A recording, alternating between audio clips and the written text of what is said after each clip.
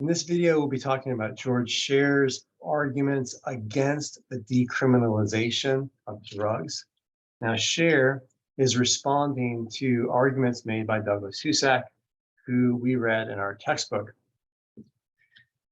Sher is not defending all current penalties for all currently illegal drugs.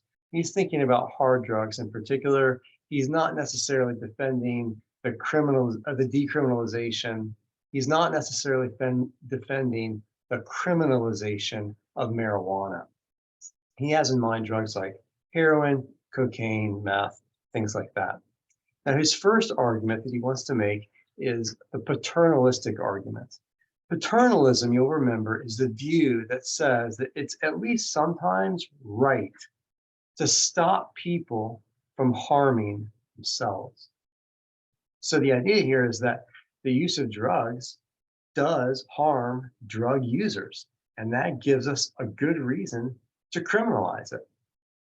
Now, what kind of harms does Sher have in mind? Well, all sorts of harms, depending upon the kind of drugs you're talking about, because different drugs do different things to you. There can be health consequences.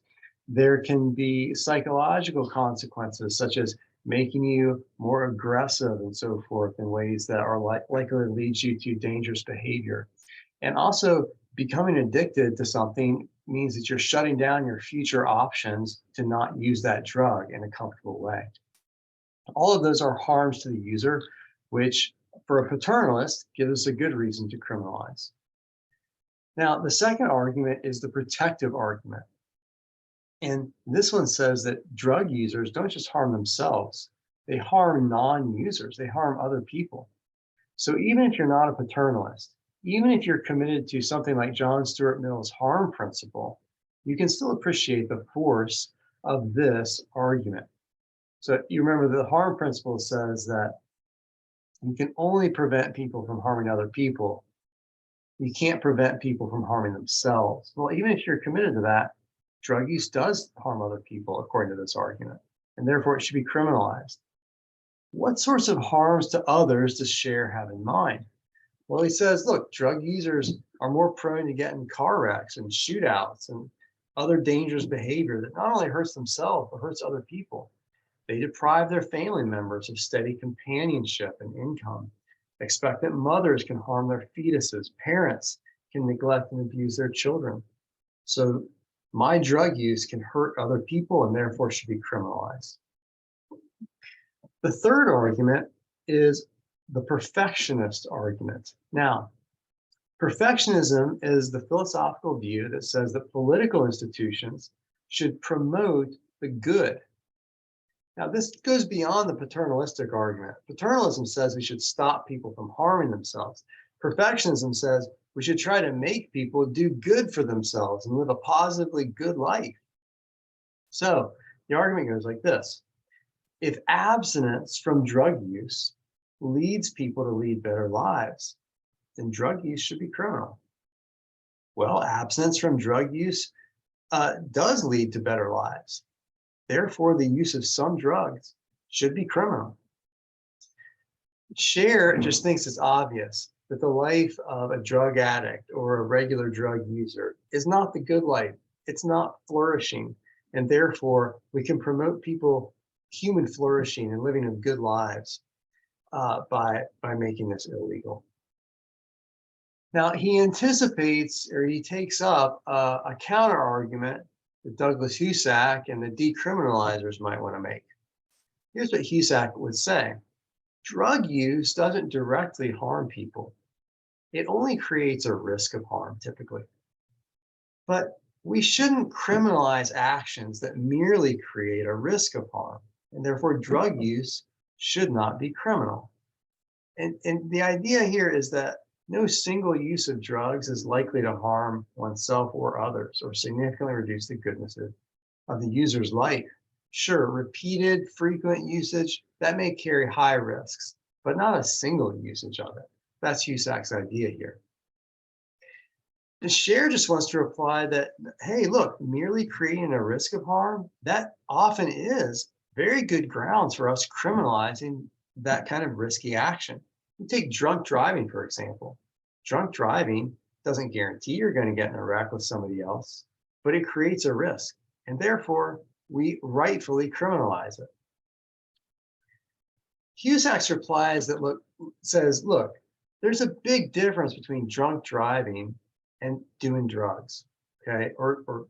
And that is that drunk driving or shooting a gun in public creates a large risk of harm, whereas a single drug usage only creates a small risk of harm. And all kinds of activities carry small risks with them. We'd have to outlaw virtually all kinds of, playing football, playing sports, because they also carry with them small risks of harm. And Sher's answer here is this: you may be right, even if I can see that a single drug use doesn't create a large risk of harm, but a large number of uses of drugs does create significant risks for users and others. And therefore, you've got to make the action, you got to make a single usage criminal, because otherwise you couldn't prevent large numbers of usages from happening. So the argument goes like this: if a large number of acts of drug use create significant risks for users and for others, then drug use should be criminal. But guess what? A large number of acts of drug use does create significant risks for the users and for others. And so therefore, drug use should be criminal. Now, there's a final objection that Sher anticipates, okay, and that is this. You might say that alcohol consumption also creates about the equal risks as drug use, right? Maybe no single usage of alcohol consumption carries big risks, but a large number of instances of alcohol consumption absolutely creates all kinds of social problems. We see that all around us. So the argument goes like this: if alcohol consumption creates equal risks as drug use, then either we should criminalize both of them or neither of them, because they're on a par with each other. But it's true that alcohol consumption does create equal risks as drug use. So either we've got to criminalize both or neither. But nobody wants to criminalize alcohol. Sher says, I find a world without beer too grim to contemplate. And since we shouldn't criminalize alcohol, therefore, by the same token, we can't criminalize drugs. It's got to be one or the other. I mean, it's got to be both or neither. Right? You've got to be consistent here. And Sher, interestingly, says, look, I admit that they're both about equally risky. However, the deal is this: the risks imposed by either one of those activities by themselves may not warrant criminalization. In other words, we can live with the problems caused by widespread alcohol usage, and we can live with the problems caused by widespread drug usage, but we can't live with the problems caused by both. So what we've got to do is decide which one of them we should criminalize. We can take one, but not both. So which one are we going to criminalize? We've already got alcohol legal. So let's just keep things the way they are. Alcohol decriminalized and drug use criminalized, because that's going to be less hassle. And also, a world without beer is too grim to contemplate for sure. That may not be satisfying. You may think, well, it seems kind of arbitrary. Just because Sher likes beer but not heroin, I mean, maybe I like heroin but not beer. Why not switch things up to accommodate the heroin users? But Sher thinks, let's keep things the way they are. So I leave that to you to contemplate.